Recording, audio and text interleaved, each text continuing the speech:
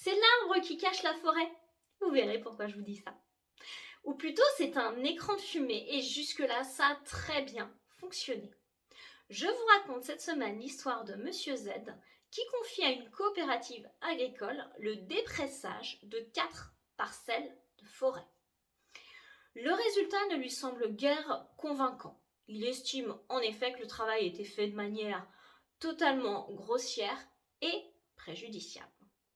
Il saisit la justice, un expert est nommé. L'expert rend son rapport et quelques temps plus tard, M. Z assigne, en réparation de son préjudice, la coopérative agricole. Néanmoins, la coopérative agricole se défend en disant que M. Z n'a pas qualité à agir. Autrement dit, il n'a pas la possibilité de faire un procès. Pour quel motif ?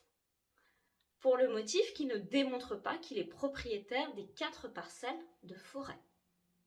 Et la Cour d'appel donne raison à cette coopérative agricole.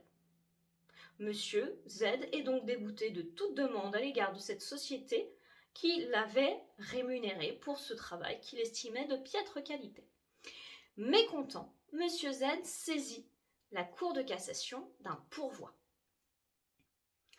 Il soutient que l'action en justice est ouverte, au visa de l'article 31 du Code de procédure civile, à tous ceux qui ont un intérêt légitime au succès ou non d'une prétention. Et que dans la mesure où il a signé le contrat avec la coopérative agricole, il a un intérêt au succès de ses demandes. À votre avis, a-t-il obtenu gain de cause ? La réponse est oui. Dans cet arrêt du 29 mars 2023, la Cour de cassation casse l'arrêt d'appel. Elle adopte en effet l'argumentation de M. Z. Dès lors que M. Z a conclu un contrat avec la coopérative agricole, il a parfaitement qualité à agir en réparation du préjudice subi du fait de l'inexécution ou de la mauvaise exécution du contrat.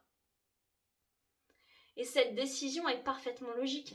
Si la coopérative agricole ne voyait pas de difficulté à signer un contrat avec M. Z pour lequel elle ne s'était pas préoccupée de sa qualité de propriétaire ou non, on ne voit pas pourquoi au moment de faire les comptes entre les parties du fait d'une mauvaise ou d'une inexécution, la question de la propriété compterait. En tout cas, c'est un argument qui avait pourtant très bien fonctionné devant les tribunaux et cours d'appel jusqu'à présent.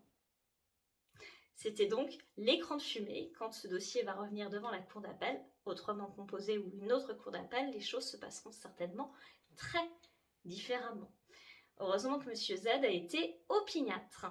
Si cette vidéo vous a plu, vous pouvez la commenter, la liker ou la partager, ça me fera très plaisir. Quant à moi, je vous dis à la semaine prochaine pour une toute autre thématique.